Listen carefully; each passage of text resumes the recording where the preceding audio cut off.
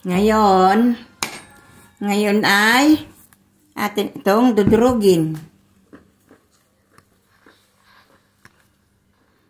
by using pork. Ano nga ito sa Tagalog? Tenedor. Sa English, pork.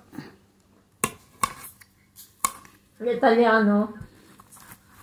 Sa Italiano, anong tawag?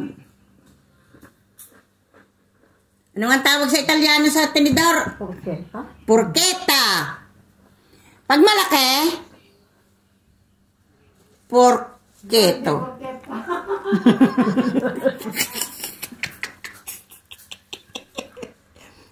Pag malaki, pork.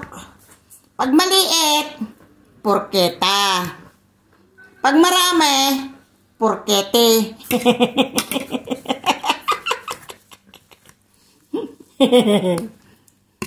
At sa ngayon, kahit ako'y tumatawa, ay pruwiba na ito. Pangitang-pangita na patatas na nilabong. Hulaan nyo ang gagawin ni Ima sa patatas na nilabong. Bakit dinudurog niya ng tinidor? Yan. Bakit? Ang tanong. Bakit si Ima ay nagdudurog ng patatas? Ano ang kanyang gagawain sa patatas?